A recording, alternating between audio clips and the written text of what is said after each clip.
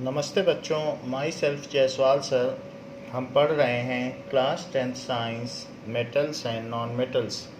Last class में हमने देखा था कि metal they react with water otherwise steam to produce hydrogen gas. Alkali metal even reacts with cold water to produce hydrogen gas. Like sodium has ability to react with ice also to produce water. However, calcium reacts with normal water. ये तो cold water के साथ कर सकता है और जो magnesium है वो स्टीम के साथ कर सकता है। कैल्शियम इस तरीके से रिएक्ट कर सकता है। इफ़ इन दो रिएक्शंस को हम ऐड करें, so let us see what happens. So Ca plus CaO plus 2H2O gives CaO plus CaOH whole twice plus H2। So दोनों तरफ CaO कैंसिल हो जाएगा और रिएक्शन बनेगी Ca plus 2H2O gives CaOH whole twice plus H2. So in similar manner as the reaction shown above, the reaction of calcium with water can be shown like this कि water से reaction करके ये calcium hydroxide बनाता है। Magnesium normal या cold water से react नहीं करता, वो थोड़ा लेस रिएक्टिव है and it reacts with steam, जैसा कि हमने वीडियो में देखा। So magnesium reacts with steam to form magnesium hydroxide and plus hydrogen gas in similar lines as the with calcium. Normal water has reacted. In this case it reacts with steam. Now what about other metals which are less reactive like aluminium and iron? So अगर हम गर्म तावे पर पानी डालेंगे, then जहाँ पर हम पानी डालेंगे वहाँ पर गड्ढा हो जाता है, उसमें एक पिट हो जाता है। It is due to iron is reacting with steam to produce Fe3O4 that is magnetite which is water soluble और वहाँ पर एक गड्ढा हो जाएगा और वो जो आपका तावा है वो डिप्लीट होता चला जाएगा। सो जो डोसा का तवा है उसमें पानी डाला जाता है बार बार, वो जल्दी ही डिप्लीट हो जाता है क्योंकि उससे रिएक्शन होती है। So aluminium and iron reacts with steam. Aluminium reacts with water to produce Al2O3। Steam से अगर ये रिएक्ट कर ले, एल्यूमिनियम के बर्तन में खाने बनते हैं, so aluminium vessels are used for cooking food. So in this case this reaction occurs. Now here Al2O3, तो यहाँ 2 लगा दीजिए। ऐसा करने के बाद अब यहाँ पर 3 है तो 3H2O कर दीजिए, फिर हाइड्रोजन यहाँ लिख दीजिए। In this way balancing can be done. And Fe, ये पहले चैप्टर में रिएक्शन दी गई थी कि अगर H2O और इसकी बैलेंसिंग भी हमने देखी थी, वाटर से रिएक्ट करता है, दैट इज़ स्टीम। ये सब स्टीम से रिएक्ट करने वाले हैं, ये भी स्टीम है और ये भी स्टीम। तो ऐसे केस में क्योंकि ये लेस रिएक्टिव मेटल है तो ये क्या करते हैं, Fe3O4 बना देगा। सो Fe3O4 बना देगा जो कि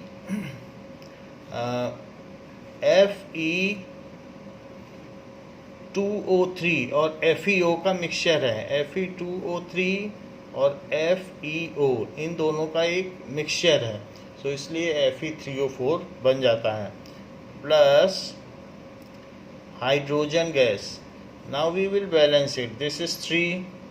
ऐसा करने से यहाँ 4 है तो यहाँ 4 लिख दीजिए और हाइड्रोजन, फिर हाइड्रोजन को भी बैलेंस कर दीजिए। So we have seen various kinds of metal are reacting with steam.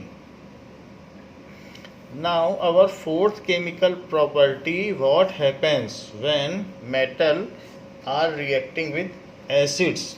So it is reciprocal of the chemical reaction which we have read in previous chapter. वहाँ हमने देखा था कि एसिड रिएक्ट्स विद मेटल. अब चूंकि यहाँ metal का context है तो हम कह रहे हैं metal reacts with acid. So metal reacts with acid to produce salt and hydrogen. Metal reacts with acid to produce salt and hydrogen gas.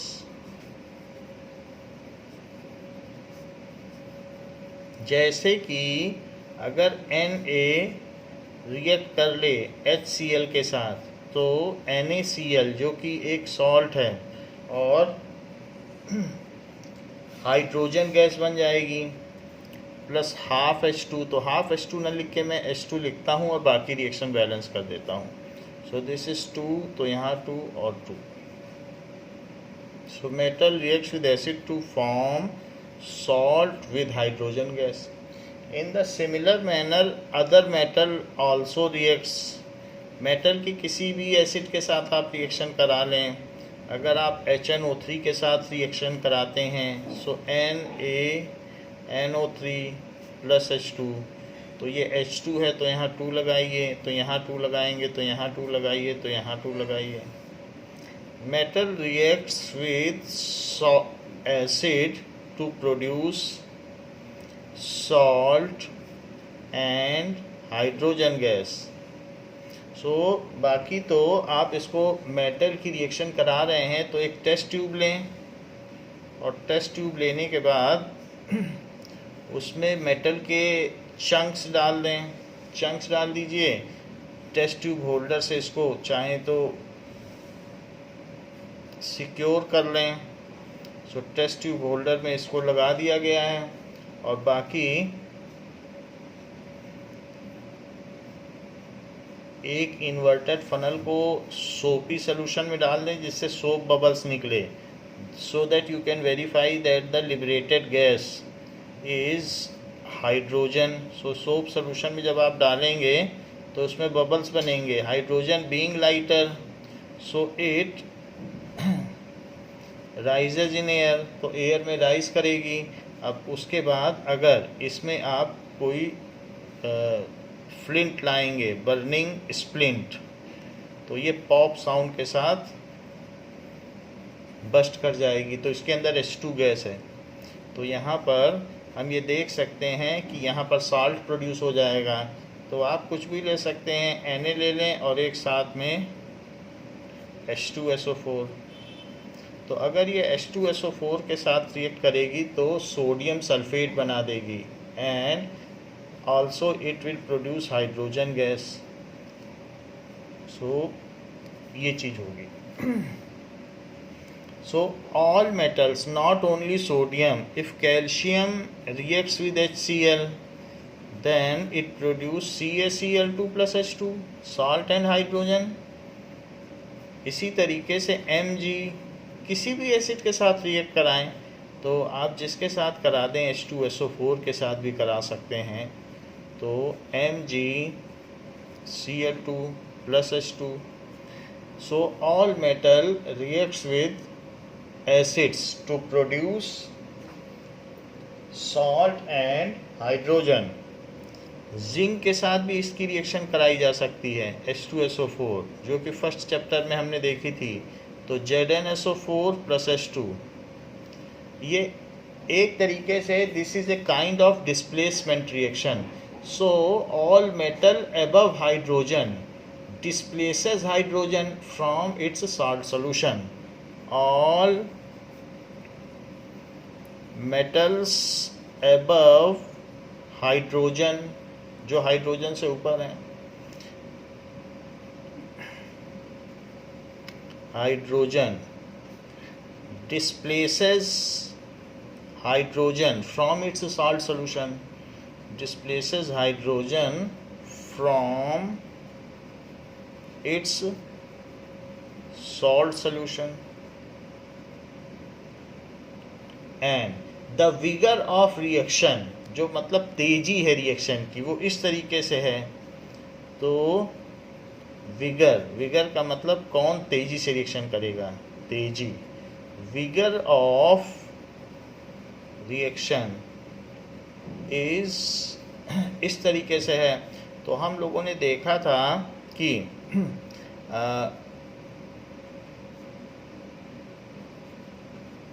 ये है, फिर कैल्शियम, फिर जिंक, इनकी रिएक्शन में इस तरीके से ये सबसे तेजी से रिएक्ट करेगा।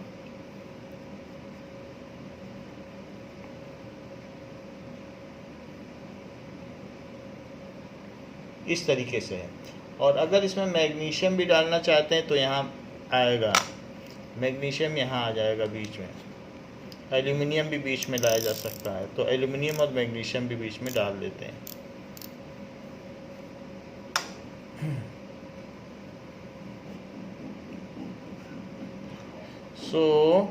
इससे भी पहले Mg आएगा। द एक्टिविटी सीरीज के बेसिस पे आपको करना है।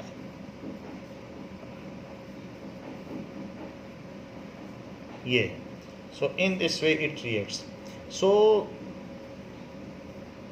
metal reacts with dilute acid. So these are dilute acid to react salt and hydrogen gas.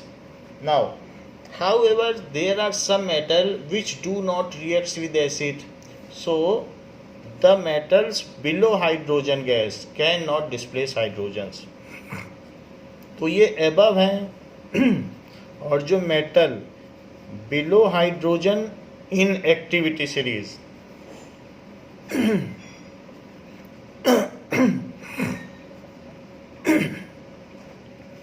in activity series cannot displace hydrogen from its acid solution. वो उसके acid solution से hydrogen को displace नहीं कर पाते। from its acid solution.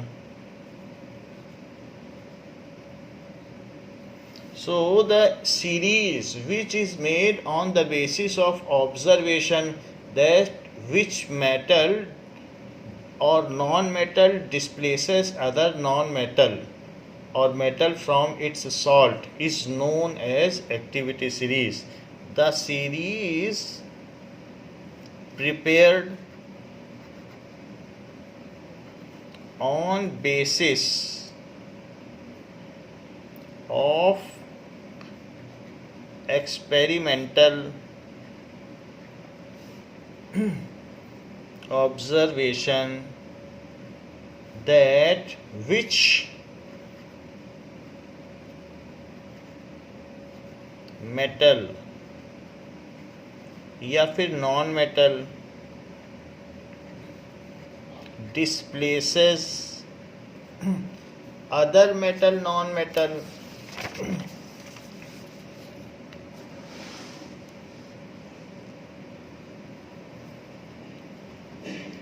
other metal या फिर non metal from its salt solution. Salt solution aqueous होना चाहिए, पानी में बनाया गया हो। सॉल्ट सोल्यूशन तो कौन किसको डिस्प्लेस करता है, उसके बेसिस पर जो सीरीज़ बनाई गई है उस सीरीज़ को क्या कहेंगे, is called activity series. Is called activity series.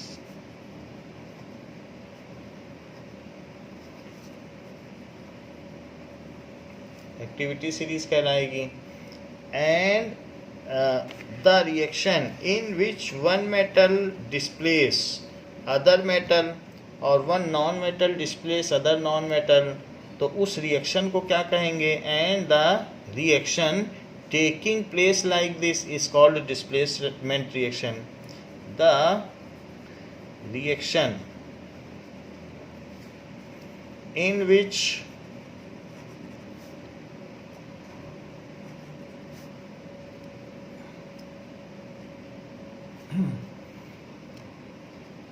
metal non-metal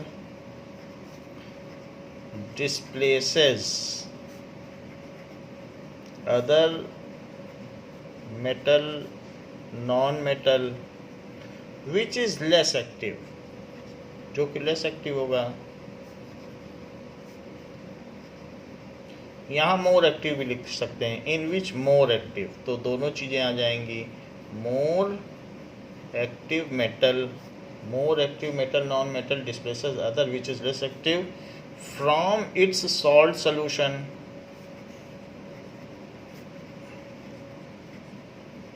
is called displacement reaction. इसको कहेंगे कि डिस्प्लेसमेंट रिएक्शन है। तो इसके लिए एक एक्टिविटी सीरीज़ है जो कि हमने देख ली है। तो वो एक्टिविटी सीरीज़ है क्या? एक्टिविटी सीरीज़, इसको इसकी निमोनिक्स पहले देखते हैं। लिकबा, सरनाका, मग अल मंजन, कर, फी, कड, कोनी, सन, पी,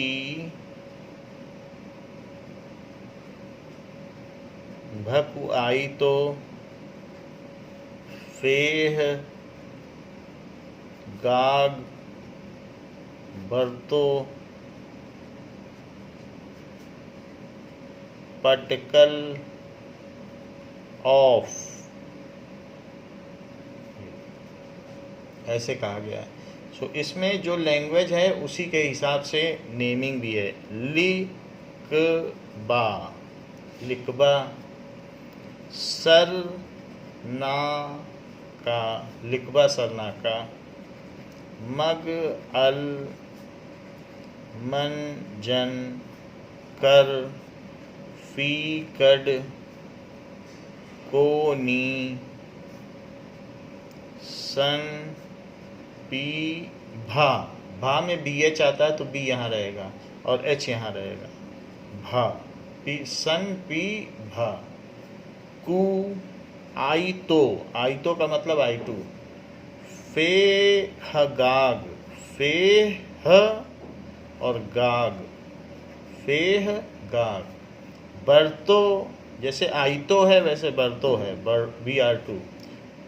पट, कल, AU और F, इस तरीके से। तो यहाँ पर Fe 2 बार आया है, तो पहले में 2+ है और दूसरे में 3+ है। यानी अगर वो अपने बाद वाले से रिएक्ट करेगा, जैसे प्लेटिनम, सिल्वर, तो उसके साथ 3+ आयन बना देगा, और अगर ये इन सब से रिएक्ट करेगा तो 2+ बनाएगा।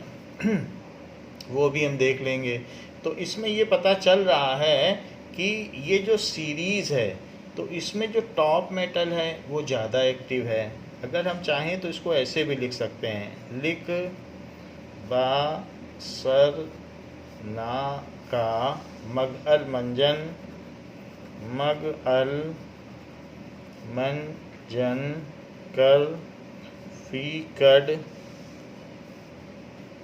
कोनी, फी कड कोनी, सन, पी भा कु, ऐसे लिख सकते हैं। सन, पी भा कु, आई तो, फेह गाग बरतो पटकल of.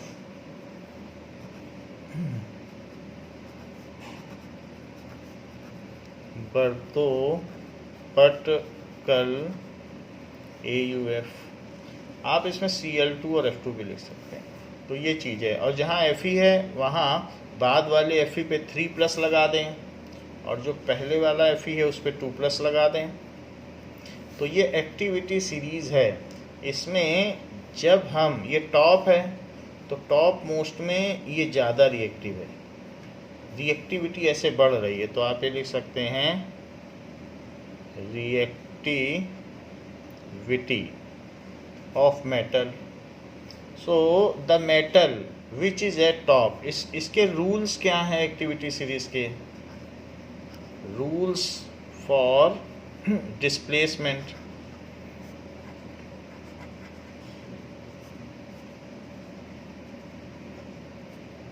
On basis of activity series, so the upper metal, जो भी अपर होगा, displaces lower metal और नॉन मेटल. नॉन मेटल को भी कर सकता है. नॉन मेटल में खास तौर पर हाइड्रोजन एक कैटायन होना चाहिए. कैटायन के केस में तो सिर्फ हाइड्रोजन ही आता है, तो इसलिए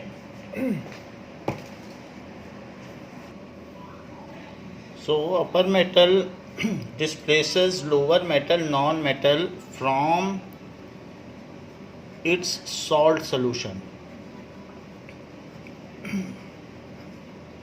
जैसे कि जिंक अगर कॉपर सल्फेट में डाल दिया जाए तो कॉपर लोअर है.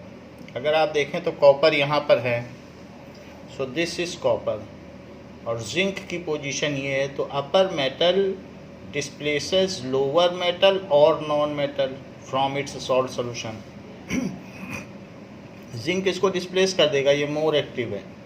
जो ऊपर है वो ज़्यादा एक्टिव है. सो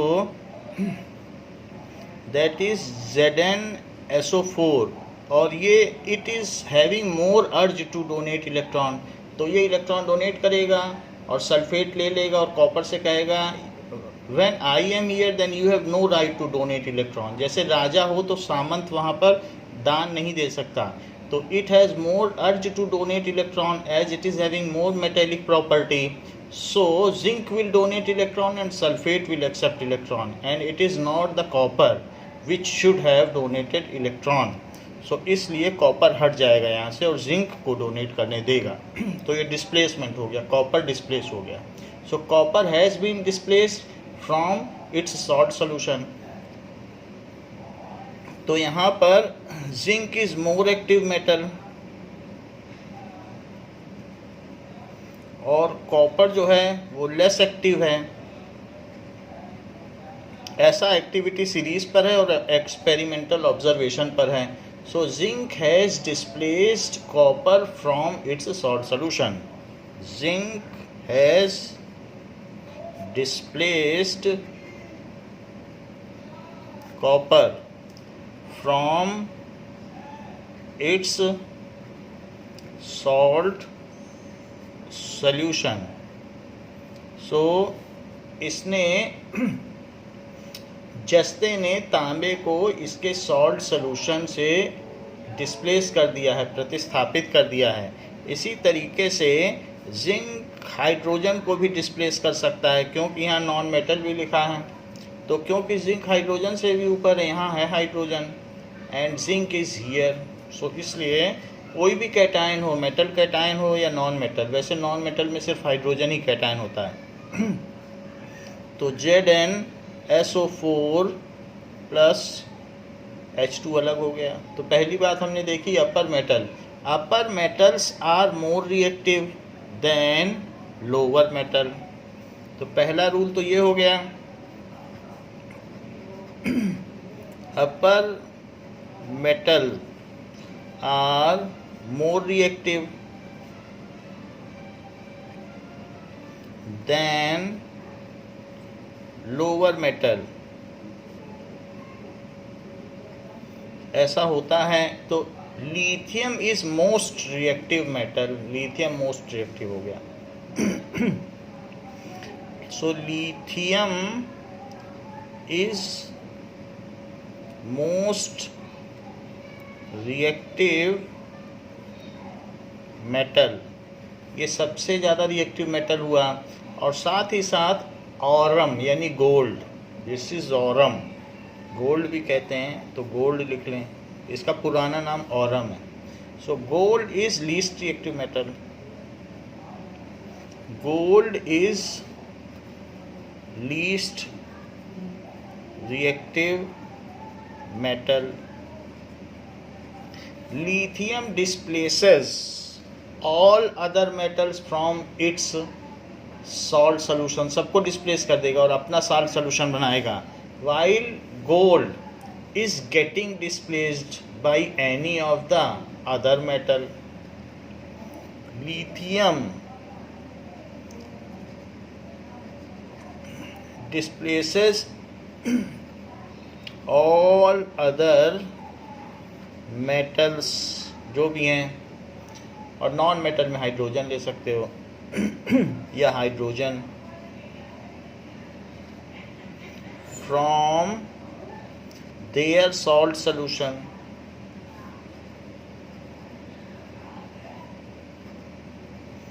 जबकि गोल्ड इज गेटिंग डिस्प्लेस्ड, अगर गोल्ड का सोल्यूशन है तो उसे हटा दिया जाएगा, उसके ऊपर वाला ही हटा देगा, प्लेटिनम ही हटा देगा. So gold is getting displaced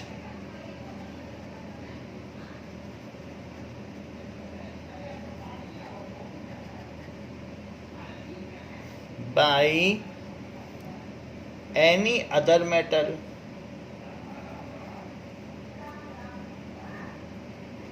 Any other metal. तो इसलिए from its salt solution वो डिस्प्लेस हो जाएगा.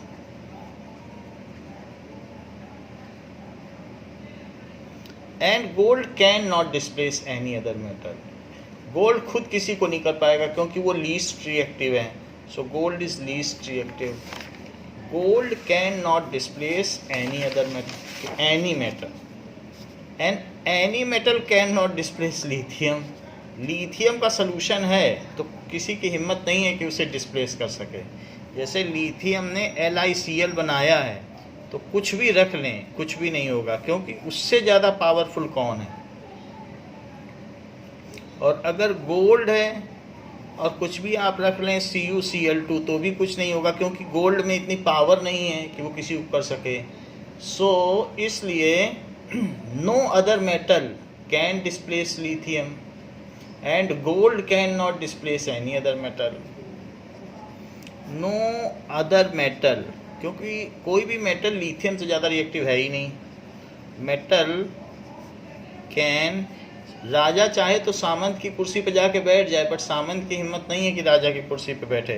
No other metal can displace lithium from its salt solution, and gold cannot displace any metal from its salt solution, and gold can not displace any other metal from its salt solution. ये तो बात हो गई. तो इससे ये पता चलता है कि जो लिथियम है वो अपना इलेक्ट्रॉन देना चाहता है. सो लिथियम इलेक्ट्रॉन दे के इलेक्ट्रोपॉजिटिव बनना चाहता है. सो लिथियम अपना इलेक्ट्रॉन किसी को भी दे देगा कि लो मेरा इलेक्ट्रॉन पकड़ो, हम तो पॉजिटिव बने. तो इलेक्ट्रॉन जिसको देगा उसको रिड्यूस कर देगा. कोई भी इलेक्ट्रॉन लेगा तो वो रिड्यूस हो जाएगा और खुद ये ऑक्सीडाइज हो जाएगा. स्ट्रॉन्गेस्ट रिड्यूसिंग एजेंट जैसे कि लिथियम है और इसके साथ NaCl आ गया तो ये LiCl बना लेगा और Na से कहिएगा आप हटिए. तो इसने क्या किया है लिथियम ने कि अपना इलेक्ट्रॉन सोडियम को दे दिया और बोला आप जाओ. तो यहाँ दो रिएक्शन हुई है. एक रिएक्शन में लिथियम ने सबसे पहले Li+ बनाया सोल्यूशन में जाके और एक इलेक्ट्रॉन छोड़ दिया, और जो NaCl था तो NaCl में फिर ये Li+ आया और ये इलेक्ट्रॉन भी आया. तो अब ये -A+ है, तो इसने कहा Na+ से कि आप हटिए यहाँ से, जाके वहाँ इलेक्ट्रॉन मैंने छोड़ा है उसको ले लीजिए और मैं इसके साथ कंबाइन करूँगा इलेक्ट्रोस्टैटिक फोर्स से। तो इसने कंबाइन कर लिया, लेकिन अगले स्टेप की मजबूरी क्या होगी, ये Na+ की जगह Na बन जाएगा और ये LiCl बन जाएगा। इस तरीके से रिएक्शन हो जाएगी। तो हमने यहाँ पर देखा कि सोडियम ने अल्टीमेटली इलेक्ट्रॉन एक्सेप्ट कर लिया, तभी तो वो Na बना। यहाँ इसने इसको दिया था तो आयनिक बॉन्ड बना था, लेकिन इसको इलेक्ट्रॉन एक्सेप्ट करना पड़ गया। तो यहाँ पर ये 281 के कन्फिग्रेशन में आ गया, इसने इलेक्ट्रॉन एक्सेप्ट कर लिया। जो इलेक्ट्रॉन लेता है वो रिड्यूस होता है, जो इलेक्ट्रॉन देता है वो ऑक्सीडाइज होता है। Which the element which donates electron is getting oxidise, said to be oxidise, उसका ऑक्सीडेशन होता है। So the element which donates electron, यहाँ डोनेट किया है इसने, Li से Li+ बन गया है। इससे बड़ा क्या सबूत है कि डोनेट किया है? इसने अपना इलेक्ट्रॉन छोड़ा और इससे बोला कि जाओ मैंने इलेक्ट्रॉन छोड़ दिया है सोडियम से, तुम ले लो और Na बन जाओ। Which donates electron is said to be oxidized, ये एन। तो इसलिए जो Li है और वो Li+ बन गया और इलेक्ट्रॉन उसने छोड़ दिया, तो यहाँ कहा जाएगा ऑक्सीडेशन हो गया इसका। तो ये ऑक्सीडेशन, ये खुद तो ऑक्सीडाइज हुआ है, लेकिन इसने अपने इलेक्ट्रॉन से क्या किया, दूसरे को रिड्यूस किया। And the electron liberated by lithium is utilised for reduction of other. तो इसके इलेक्ट्रॉन से दूसरे का रिडक्शन हुआ है, तो वास्तव में यही तो वो कारण है जिसकी वजह से दूसरे का रिडक्शन हुआ है। So the element which accept electron, which accepts electron is said to be reduced। तो सोडियम जो सोल्यूशन में था वो Na+ के तौर पर था। अब सोल्यूशन में Na+ और Cl- तो अलग अलग घूमते हैं, कोई साथ में तो घूमते नहीं है कि नमक है पूरा नीचे बैठा रहे। तो इस Na+ को इलेक्ट्रॉन लेना पड़ा और ये Na बन गया। तो जो एक्सेप्ट करता है वो रिड्यूस होता है, तो सोडियम का रिडक्शन हुआ। लेकिन इसे रिड्यूस किसने किया? लिथियम ना आता तो ये रिड्यूस ना होता। So as lithium has reduced sodium, उसी ने इलेक्ट्रॉन छोड़ा तभी ये रिड्यूस हुआ। So lithium is reducing agent. Here lithium is reducing agent. ये अच्छा, तो ये बात हमने बता दी कि lithium is strongest reducing agent. ऐसे ही next is fluorine is strongest oxidising agent. Fluorine is strongest oxidising agent. So it is best acceptor of electron. It is best acceptor, ये acceptor है of electron and tempt other species to donate its electron। जब ये खींच लेता है दूसरे से electron, तो दूसरे से कहता है कि तुम अपना इलेक्ट्रॉन दे दो, हमें ज़्यादा ज़रूरत है। and tempts या induces other species to donate electron।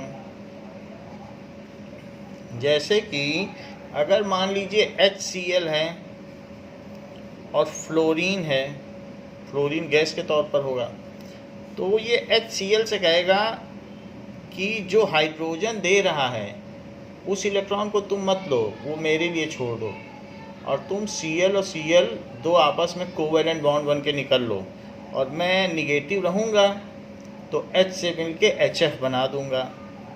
यानी कि जो लोवेस्ट नॉन मेटल है वो अपने से अपर वाले नॉन मेटल को डिस्प्लेस कर सकता है। मेटल के केस में अपर नॉन मेटल लोअर को डिस्प्लेस कर सकता है, और नॉन मेटल के केस में लोअर नॉन मेटल अपर को डिस्प्लेस कर सकता है। हालांकि दोनों एक ही सीरीज़ में हैं, दोनों इसी में ही इंटरवूवन हैं, इसी में नॉन मेटल भी हैं मेटल भी हैं, ये सब नॉन मेटल हैं। तो ये सीरीज़ दोनों के लिए कॉमन ही है। तो आयोडीन हो गया, हाइड्रोजन हो गया, तो सीधी सी बात है जो नीचे वाला नॉन मेटल है वो ऊपर को डिस्प्लेस कर देगा, और ऊपर वाला मेटल नीचे वाले मेटल को डिस्प्लेस कर देगा। ये भी इसका रूल है, अभी हम बता देंगे। तो ये 2HF बना देगा और Cl2 को निकलना पड़ेगा।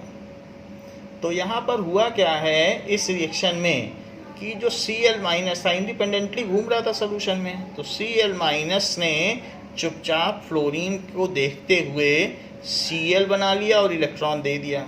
ऐसे 2 Cl- हैं, तो उसने 2 Cl ने 2 इलेक्ट्रॉन दिए और खुद Cl2 बन गया अपना कोवैलेंसी से, साझेदारी से, दैट इज कोवैलेंट बॉन्ड बना लिया। अब इन दोनों इलेक्ट्रॉनों को किसने ले लिया?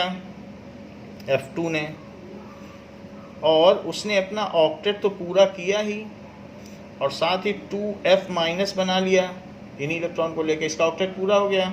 अब ये जो 2F- है वो अब H+ के साथ सोल्यूशन में रहेगा, Cl2 डिस्प्लेस हो गया, हवा में गैस बन के उड़ गया। तो इस तरीके से अब ये HF का हाइड्रोफ्लोरिक एसिड का सोल्यूशन हो गया।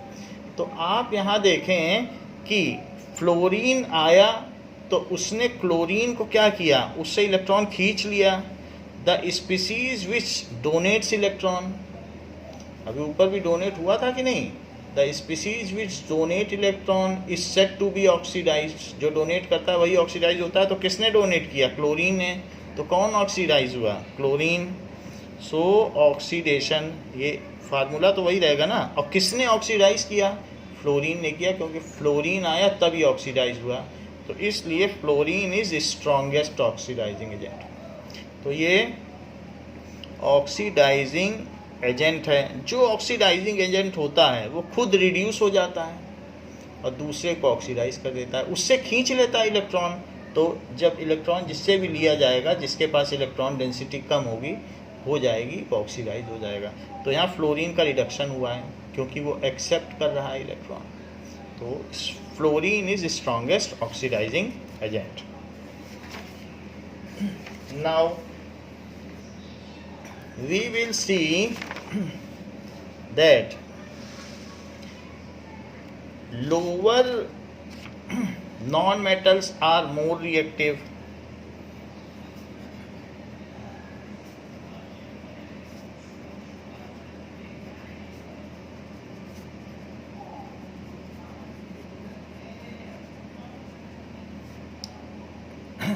than upper non-metal,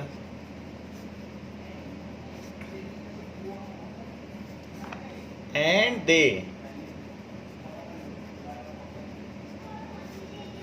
displace them from their salt solution, from their salt solutions। जैसे कि F2 लोअर है तो HCl के आने पर वो इस नॉन मेटल को हटा देगा। ये तो कैटायन का काम कर रहा है, ये H+ का, तो माइनस माइनस की टक्कर होगी। तो 2HF हाइड्रोफ्लोरिक एसिड और क्लोरीन अलग हट गया। लेकिन अगर Cl2 आ जाए तो Cl2 से ऊपर ब्रोमीन है तो क्लोरीन ब्रोमीन को हटा देगा, तो 2HCl बना देगा और Br2 से कहेगा आप जाइए, आप हमसे ऊपर हैं, आप हमसे लेस एक्टिव हैं, मैं आपसे ज़्यादा एक्टिव हूँ। अगर ब्रोमीन है तो ब्रोमीन लोअर है, और हाइड्रो आयोडिक एसिड, ये हाइड्रोब्रोमिक एसिड है, ये हाइड्रो आयोडिक एसिड है, ये हाइड्रोक्लोरिक एसिड है, ये हाइड्रोफ्लोरिक एसिड है। तो ऐसे केस में ब्रोमीन कहेगा भाई हम तो आपसे नीचे हैं, and I am more active non metal, you should go away from this. So इसलिए वो हाइड्रोब्रोमिक एसिड बना देगा और आयोडीन को क्रिस्टलाइज करके डिस्प्लेस कर देगा, और ये लिक्विफाई हो जाएगा, क्रिस्टलाइज है तो गैस उड़ जाएगा। तो ये चीज़ होती है। अगर आयोडीन चाहे तो वो किसी को डिस्प्लेस नहीं कर सकता, क्योंकि ये लेस एक्टिव है, लेस एक्टिव नॉन मेटल, तो यहाँ कोई रिएक्शन नहीं होगी। क्योंकि ये लेस एक्टिव नॉन मेटल है, ये मोर एक्टिव। जो नॉन मेटल जितना नीचे होगा वो ज़्यादा एक्टिव होगा, ऐसा लिखा जा चुका है। सो इसलिए ये लेस एक्टिव नॉन मेटल है इस तरीके से। So we have seen the displacement reaction. तो डिस्प्लेसमेंट रिएक्शन इसी बेसिस पर बनाई जाती है। कुछ कॉमन रिएक्शंस हम देख लें। मान लीजिए कॉपर को, सो कॉमन डिस्प्लेसमेंट रिएक्शंस अब हम देखें। कॉपर को AgNO3 सिल्वर नाइट्रेट में डाल दिया जाए तो कॉपर नाइट्रेट बन जाएगा। और ट्वाइस, क्योंकि इसकी 2 की वैलेंसी है, नाइट्रेट आयन पे तो प्लस रहता है ना 1, और ये तो 2 का चार्ज रखता है, तो इसलिए 2 होने पड़ेंगे। तो 2Ag ये हो जाएगा। तो कॉपर नाइट्रेट का सलूशन बन जाएगा और सिल्वर अलग हो जाएगा, ये चीज़ हो जाएगी। अब जरा देखें, दूसरा है कि अगर Fe आयरन नेल को कॉपर सल्फेट में डाल दिया जाए तो कॉपर हट जाएगा। क्यों हट जाएगा? क्योंकि कॉपर Fe से नीचे है। अब देख लीजिए, this is copper and this is ये है Fe और ये है कॉपर। तो Fe ऊपर है, Fe है ये। तो इस तरीके से जो ऊपर है वही रिएक्टिव है, तो FeSO4 बन जाएगा और कॉपर अलग हो जाएगा। ये सलूशन जो पहले ब्लू हुआ करता था वो अब लाइट ग्रीन हो जाएगा। ये सलूशन जो कलरलेस हुआ करता था ये ब्लू हो जाएगा। इसी तरीके से अगर जिंक को कॉपर सल्फेट में डाल दिया जाए तो Zn ऊपर है तो ZnSO4 बना लेगा और कॉपर डिस्प्लेस हो जाएगा। लेकिन यदि कॉपर जिंक सल्फेट में डाला जाए तो कुछ नहीं होगा, ये लेस रिएक्टिव है, नीचे वाला ऊपर को डिस्प्लेस नहीं कर सकता। लेस रिएक्टिव की इतनी हिम्मत नहीं है कि वो ऊपर वाले को डिस्प्लेस कर दे। राजा से बोले कि तुम दान मत दो, इलेक्ट्रॉन मत दो, हम देंगे, ऐसा बोल सकता है क्या सामंत राजा से कि तुम मत दो हम देंगे दान? Reactive.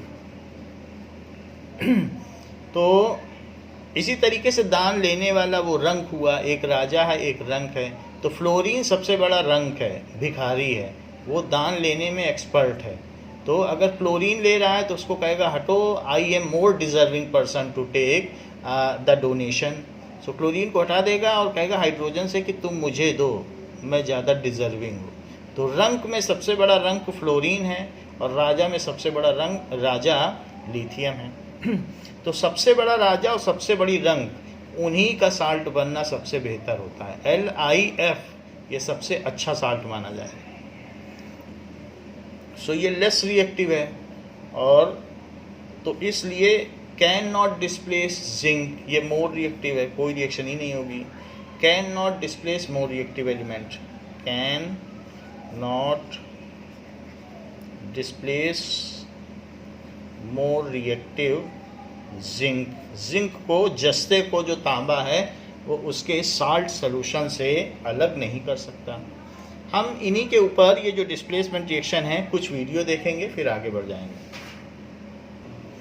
Now we will see how the copper is displaced. जो कॉपर है वो ज़्यादा एक्टिव है और सिल्वर लेस एक्टिव है। सो कॉपर अपना सॉल्ट सोल्यूशन बना लेगा और सिल्वर नाइट्रेट में से सिल्वर को हटा देगा। So copper being more reactive displaces silver from silver nitrate solution.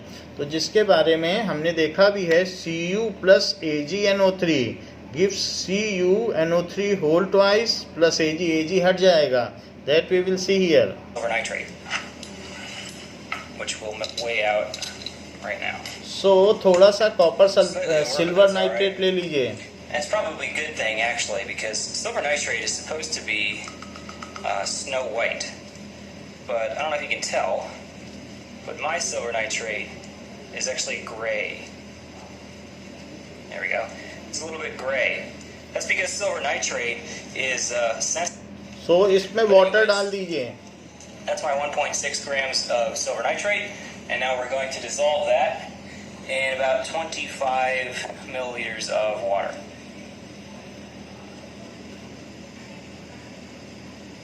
As it is salt, so it will get dissolved in water. Any salt can dissolve in water. Okay, I've got my solution made, and It now is I'm just going colorless. to toss the little coil of copper wire into it. And copper wire को इसमें डाल दीजिए. धीरे धीरे इसमें reaction हो रही है, आप देख रहे हैं, और सिल्वर डिस्प्लेस होके इसी पे आता जा रहा है. We get a change to start happening. So the copper wire has started to tarnish maybe. Silver इस पे डिपॉजिट हो रहा है, आप देख Maybe has सकते a bit हैं. of a bluish white color to it now.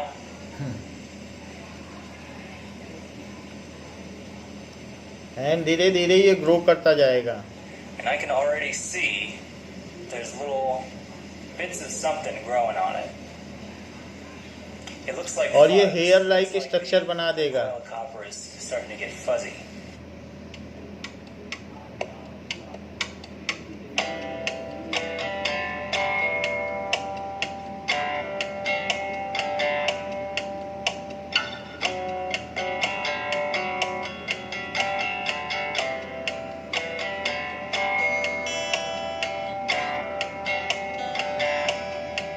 Solution copper nitrate का है तो ब्लूइश होने लगा है. सोल्यूशन का ब्लू कलर देखिए. सो कलरलेस से ये ब्लू हो गया है. कॉपर नाइट्रेट, कॉपर का कोई भी सोल्यूशन ब्लू होता है. We can see there's a really clear change has happened. So any solution of copper is blue. So copper nitrate is blue in colour. Copper chloride, copper nitrate सब blue होते हैं. Copper sulphate भी blue है. तो ये colourless से blue हो गया. और हेयर लाइक स्ट्रक्चर कितना ब्यूटीफुल सिल्वर ग्रो हो गया है. Demonstrations to do for kids to show them some of the cool stuff about chemistry because it's real easy to set up and different, which you'll see once we तो यहाँ पर हम देख रहे हैं ये ग्रो होता जा रहा है. Initially grows really nice small single crystal each other and So it is growing kind of and the solution has become kind of what blue. it looks like this is it. But it's very, very cool, and you can see that it's grown quite a bit. I like these crystals in the front here. They look very fuzzy. It almost looks like mold. I think that's just a lot of really tiny crystals that have branched out. So really cool stuff. और copper dissolve So हो now गया what I है. want to do is recover the silver metal. And sometimes I'll do this in a Erlenmeyer flask, and the silver tree grows so big people think that he's never It is gonna a get kind that of out silver there. tree. But actually, the tree is extremely fragile. So you can see, even if I just kind of move this around a little bit, it's ready to fall off. Now if you take a copper in shape of Christmas tree, then you can make a beautiful silver Christmas tree by the same pattern. Just see, it is like a Christmas tree, copper in shape of Christmas tree. And if you place it in silver nitrate solution that has been shown here, so silver nitrate solution इसमें डाल दें, and the reaction has been displayed here. ये blue colour में होगा. So after some time we will see that a beautiful Christmas tree of silver color will grow. तो इस तरीके से क्रिसमस ट्री जैसा बन जाएगा. And it is looking very beautiful. See, it is how hair like.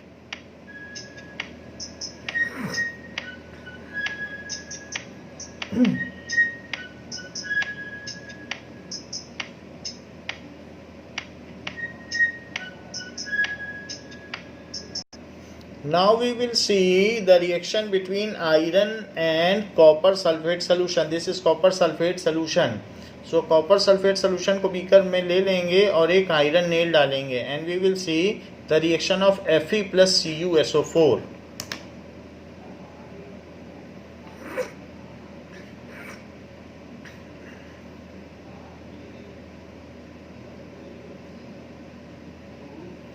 copper sulfate solution is of blue color. So it is aqueous solution of copper sulfate into water.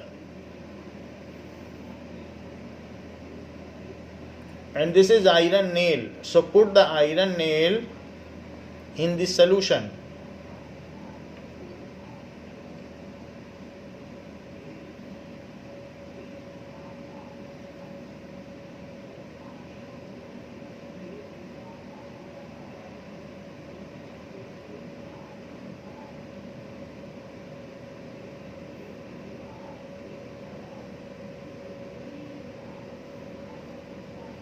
So after some time it will convert into copper will get displaced, क्योंकि copper नीचे है, और iron sulphate का solution बन जाएगा. तो आप देख लीजिए FeSO4 का सलूशन है जो लाइट ग्रीन है, और कॉपर इसमें से हट गया है और वो नेल के ऊपर डिपॉजिट हो गया है, और नेल में से Fe निकल कर वो उस सलूशन में चला गया है. So that we are seeing here. And copper आप इसमें देख सकते हैं कॉपर डिपॉजिट हो गया है, ये कॉपर है यहाँ पर. सो कॉपर हट गया है, डिस्प्लेस हो गया है, और आयरन सल्फेट का सलूशन बन गया है.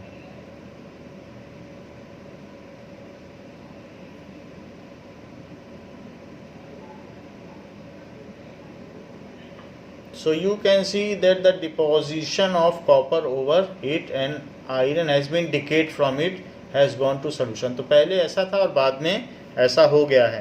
सो हम कलर चेंज को भी ऑब्जर्व करें और देखें कि क्या चीज़ डिस्प्लेस हुई है. तो कलर चेंज है, वो ब्लू से लाइट ग्रीन हो गया है और कॉपर डिस्प्लेस हो गया है. Now we will see the reaction of zinc with copper sulfate solution. Zinc is also of silver grey color. तो वो भी शाइनी मेटल है, जस्ता है. जो बैटरी का कवर होता है, सेल का कवर होता है, वो जिंक का ही होता है. तो हम जिंक की एक प्लेट को कॉपर सल्फेट के ब्लू सोल्यूशन में, ये ज़्यादा डाइल्यूट है इसलिए हल्का ब्लू है, सो इसमें डाल देते हैं and we will see what happens. Two solutions of copper sulfate were made, one as the control, the other as the experimental, to observe any differences to the solutions after this beautiful reaction happened. Zinc with copper sulfate is an oxidation reduction reaction, also known as a redox reaction, where oxidizing agents reduce, they form oxygen, and the zinc is the base, which is crystalline copper particles. Copper इसमें ऊपर आ गया है, copper displace हो गया है और zinc का solution बन जाएगा. धीरे धीरे कॉपर आने लगा है.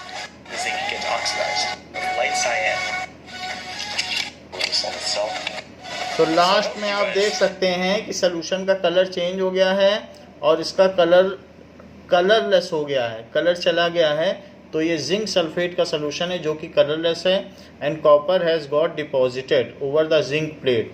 तो कॉपर डिपॉजिट हो जाता है, कॉपर डिस्प्लेस हो गया है और जिंक सल्फेट का सलूशन बन गया है. In this way we see that how the displacement reaction takes place and how upper metal displaces lower metal from their salt solution.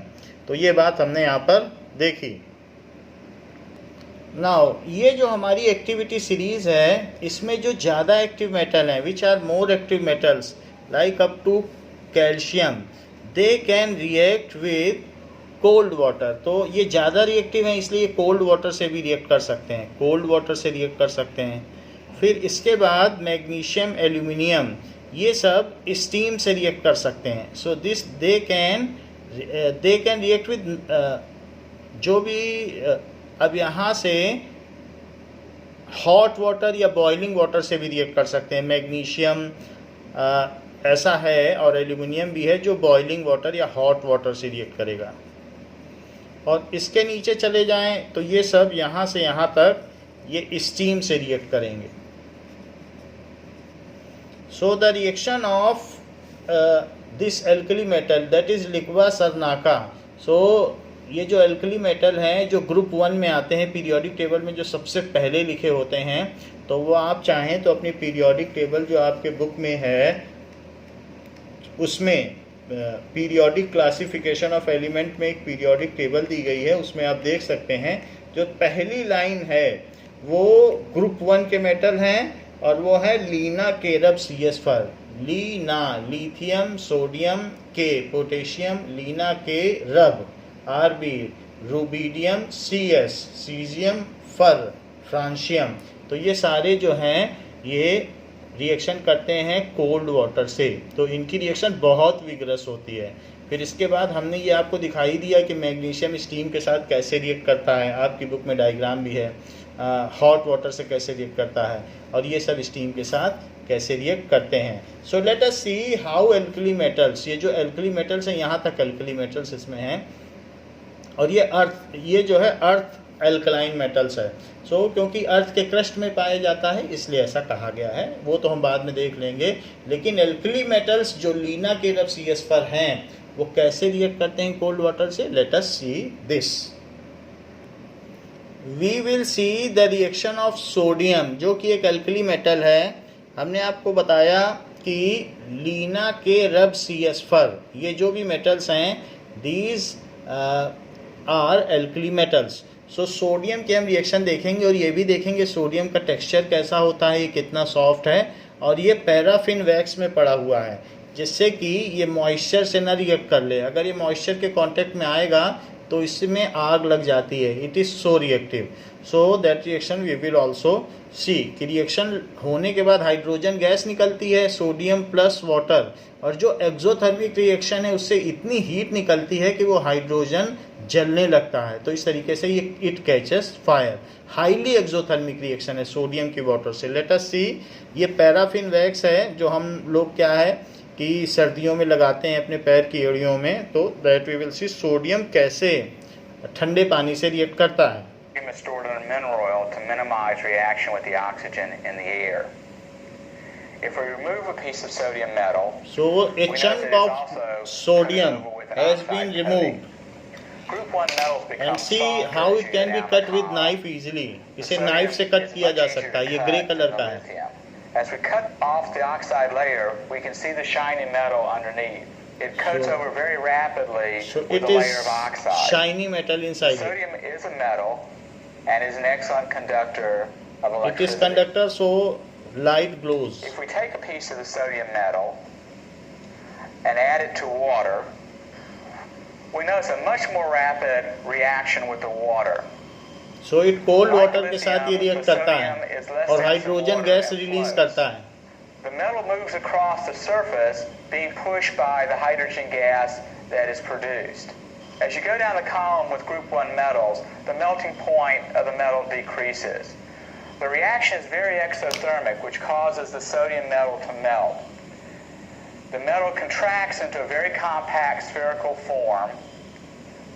We can again test that hydrogen gas is being produced by this single displacement reaction. So hydrogen gas By is trapping the gas and testing its displaced, flammability. Hydrogen gas release होगी इसमें। ये pop We sound भी test for आता the है। fact that we produce sodium hydroxide by adding phenolphthalein.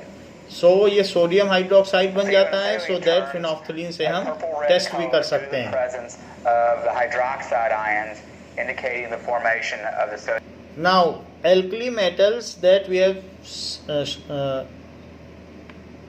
reminded you that Lina Caleb CS fur, that is lithium, sodium, potassium, rubidium, cesium and francium, ये सब ऐसे हैं जो कि cold water से भी रिएक्ट करते हैं। इवन आइस के साथ इनकी रिएक्शन दिखाई गई है। सो let us see how sodium reacts with ice. Freeze any even salt layer on top of it, any salt water or impurity water on top of it, it'll be so cold that everything will be a pure solid, and the sodium won't be able to react with the water because they're both in the solid state and they can't So mix it is together. ice. And also because it's in the solid state, the sodium won't be able to nitrogen cooled ice. So it is ice and some robot is putting sodium chunk in it. Okay, here we go. 3, 2, ice पर sodium डाला जा रहा है।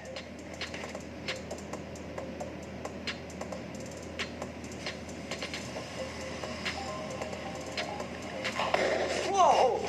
So we have seen what a kind of explosive reaction it has taken place. So sodium can even react with cold water that we have seen कि ice के साथ भी react करता है, it is so reactive.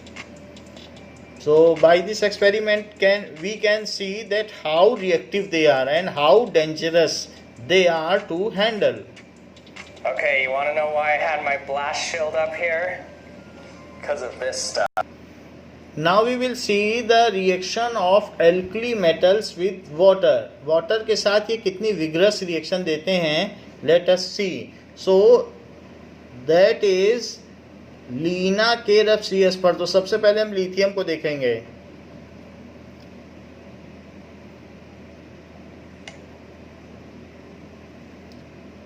If it is put in water, then it readily catches fire. So it is very vigorous reaction.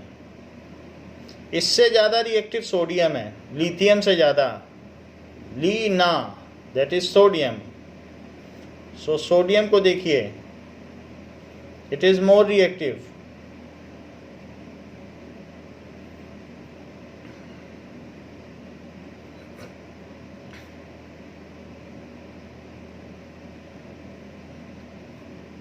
So it is more reactive than lithium.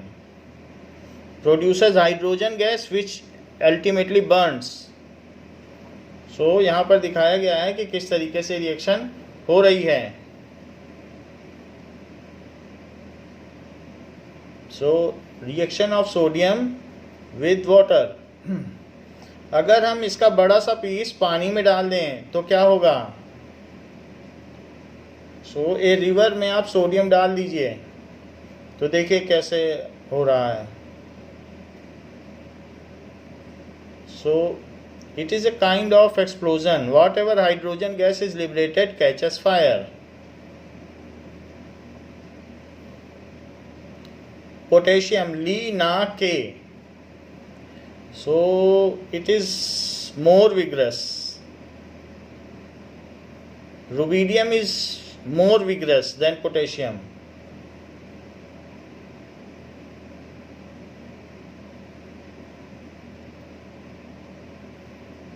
So you can say what the devastation it has made after putting. Now cesium. If you put cesium, then even it breaks the trough. Glass trough को भी इसने break कर दिया है. अगर इसको आप large chunk डालेंगे then the nearby objects are damaged. So cesium is more vigorous. And now francium. So it is very less amount, however you can perceive by an idea which is shown here. So it is even highly unstable. So this is the ship. You can see the ship. ये ship है. Ship के पीछे दिखाया जा रहा है. So how catastrophic it is. So that is the explosion in water, francium. How it is catastrophic. Now there are some noble metals which do not react with acid. Acid से भी react नहीं करते हैं. So noble metals ना तो वो oxidise होते हैं एयर में, जैसे कि platinum, gold, silver. So are noble metals.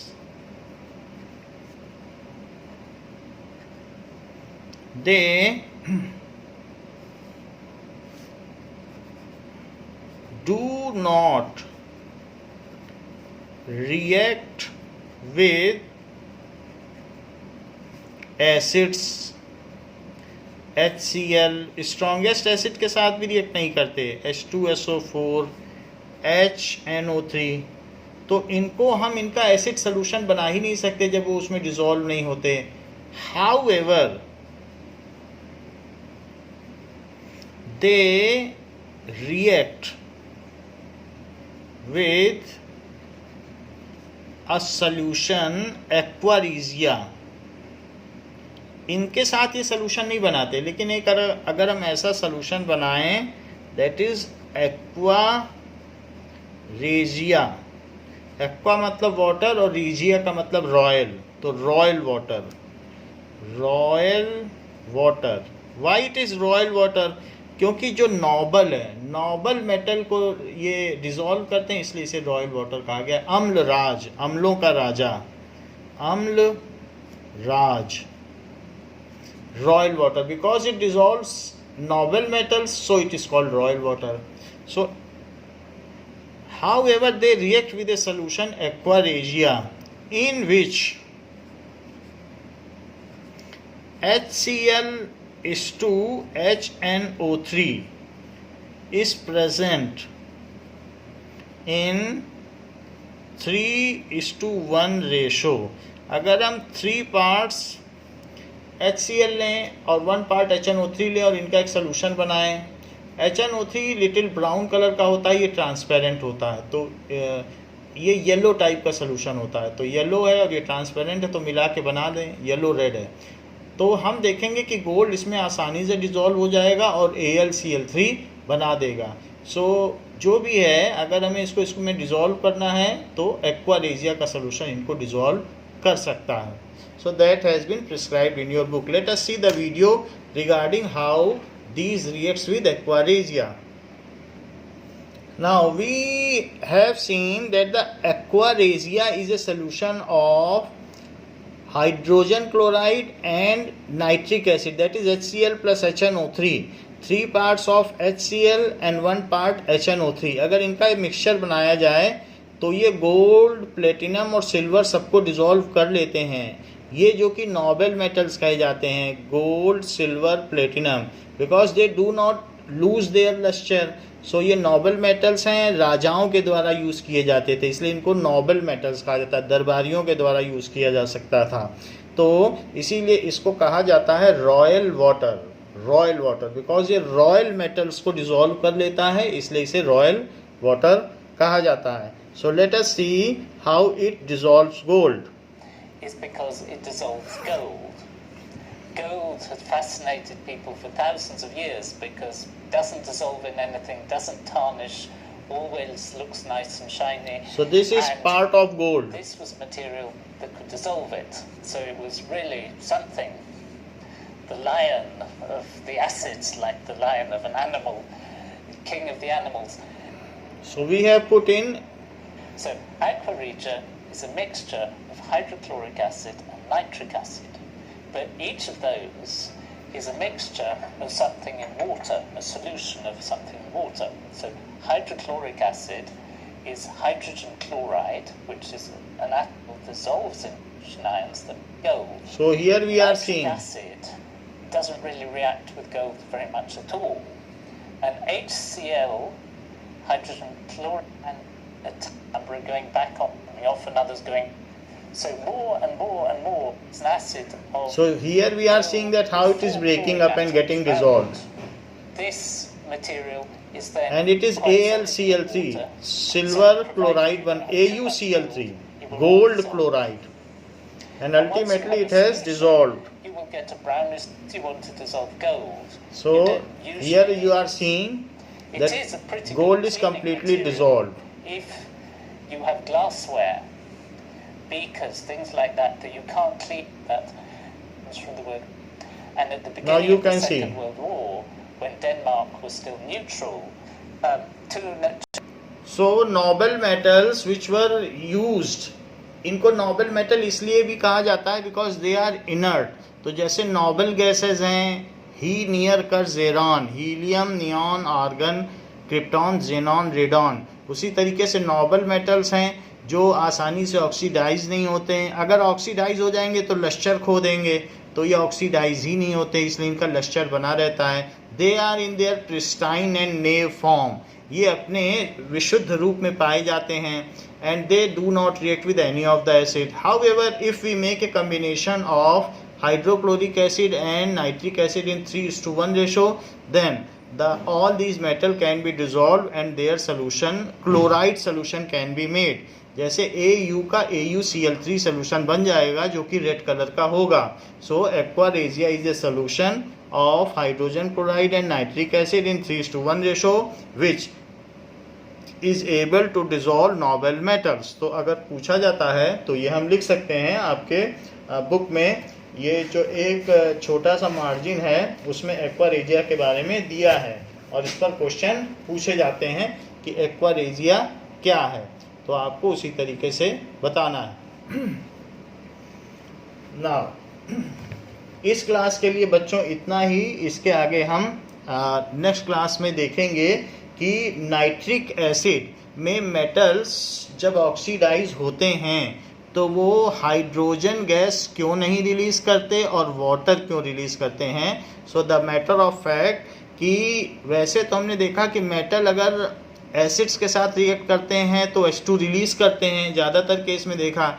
ये हमारी एक one of the chemical property थी कि metal with water gives H2, but ये मेटल विद तो हमने ये बात देख ली थी। नाउ वी विल सी कि in case of metal with acid reacts to form salt and H2, लेकिन metal with nitric acid they do not produce hydrogen gas and they produce salt plus water. इसका reason हम देखेंगे।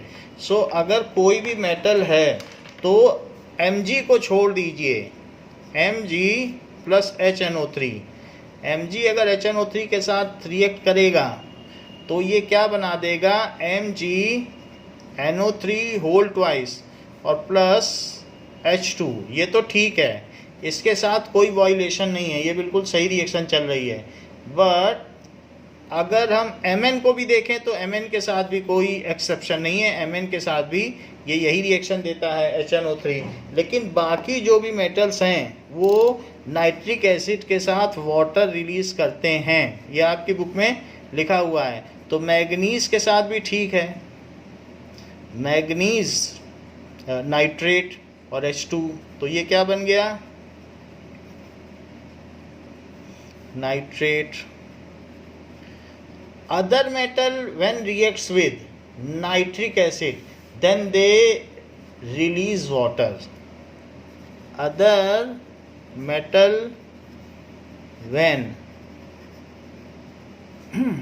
react with nitric acid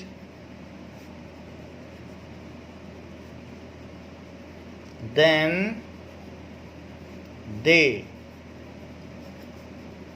release water, not H2। H2 नहीं release करते, water release करते हैं। ऐसा क्यों? Because nitric acid is an oxidising agent, इसके पास बहुत सारा ऑक्सीजन है। तो जब हाइड्रोजन निकल रहा होता है तो उसको अपनी ऑक्सीजन दे देता है, कहता है आप ऐसे मत निकलो, ऑक्सीजन लेके जाओ। तो वो फिर निकल नहीं पाता, वो वाटर बन के उसी सोल्यूशन में ही रह जाता है। सो ऐसा इसलिए है, it is due to the fact that nitric acid is good oxidizing agent। इसके पास ऑक्सीजन है, किसी को ऑक्सीजन दे सकता है। good oxidizing agent, it oxidizes H2 into H2O and self reduced to, खुद रिड्यूस हो जाएगा to N2O, NO और NO2, इनमें से किसी न किसी में रिड्यूस हो जाएगा।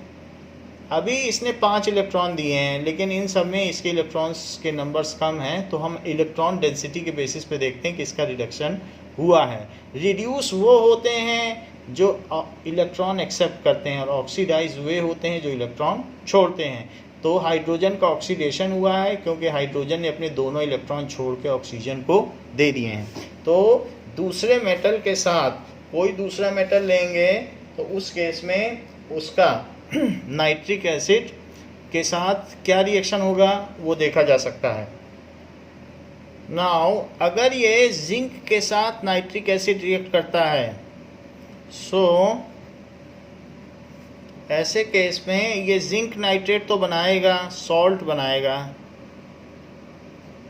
तो ये जिंक नाइट्रेट इसने बना दिया, खुद ये NO में कन्वर्ट हो जाएगा और वाटर निकाल देगा इस तरीके से। सो इस रिएक्शन को बैलेंस किया जा सकता है दिस इज 3 और NO3 तो यहाँ पर कितना हो जाएगा, और यहाँ पर भी N है। तो अगर हम इन सब चीज़ों को बैलेंस करें तो नाउ देयर आर 8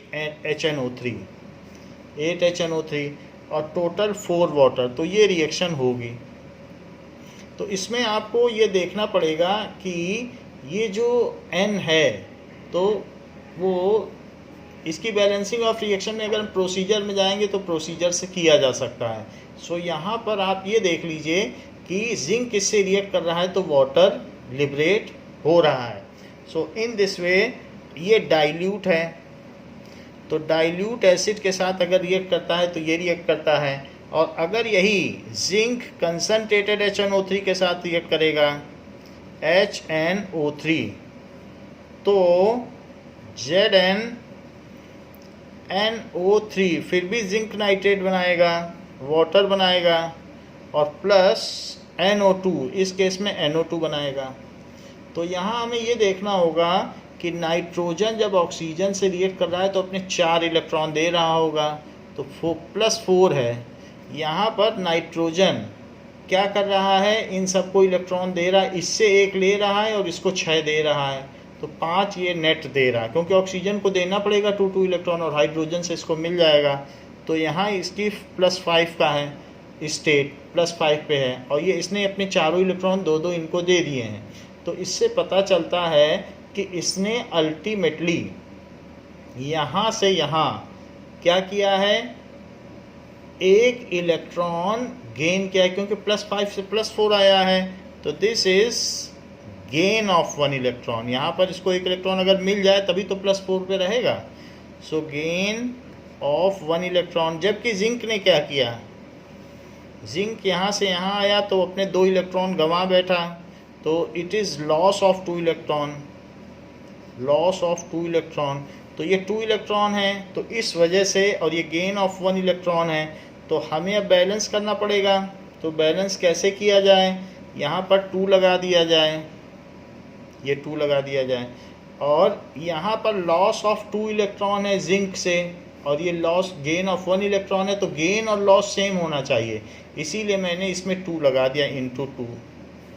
अब 2 करने पर 2 नाइट्रोजन इधर हो गए, 2 नाइट्रोजन इधर हो गए, तो दिस इज़ यहाँ +5 है, क्योंकि नाइट्रेट यहाँ भी है, नाइट्रेट यहाँ भी है, तो यहाँ कुछ फ़र्क नहीं पड़ा। फ़र्क यहाँ पड़ा है क्योंकि इसने 4 इलेक्ट्रॉन दे दिए, तो +4, तो 5 थे, तो अब इसका मतलब इसको 1 मिल गया, तभी तो +4 है, और यहाँ 5 दे रहा है या 4 दे रहा है, तो यहाँ पर इसको 1 इलेक्ट्रॉन मिला है, और यहाँ 2 दिए गए हैं, तो ये दोनों इक्वल होने चाहिए गेन और लॉस, इसलिए हमने 2 से मल्टीप्लाई किया। अब 2 नाइट्रोजन इधर, 2 नाइट्रोजन इधर, तो यहाँ पर आप लगा दें 4 लगा दें, और बाकी आप अब हाइड्रोजन को बैलेंस कर लें, तो इसके बाद 2H2O लगा दें, बाकी चीज़ें ठीक हैं। इसी तरीके से यहाँ पर भी किया जा सकता है, इसने अपने दोनों इलेक्ट्रॉन दे दिए, तो 2 दोनों दे दिए इसको, और यहाँ +5 है। क्यों +5 है, क्योंकि 6 दे रहा है, 3 ऑक्सीजन इससे 6 ले लेंगे और 1 हाइड्रोजन से इसको 1 मिल जाएगा, तो +5 से +2 जा रहा है।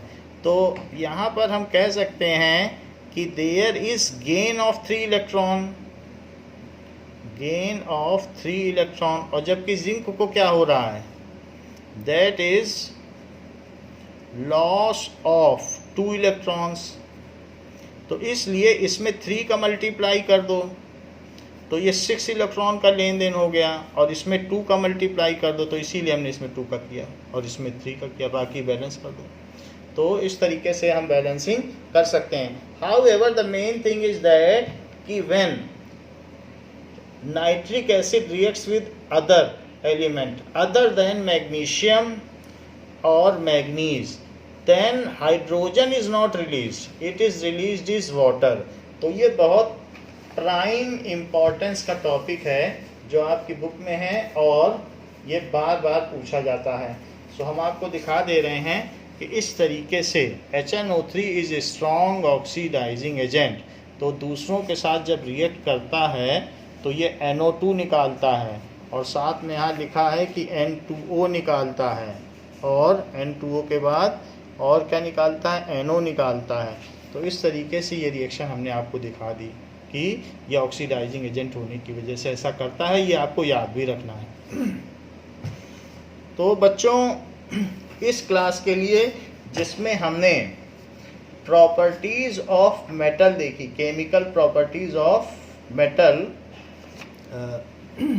अब हम अगली क्लास में नॉन मेटल्स की प्रॉपर्टीज़ देखेंगे और ये भी देखेंगे कि मेटल एंड नॉन मेटल आपस में कैसे रिएक्ट करते हैं and how the metals are extracted from their ores and minerals. Thank you बच्चों।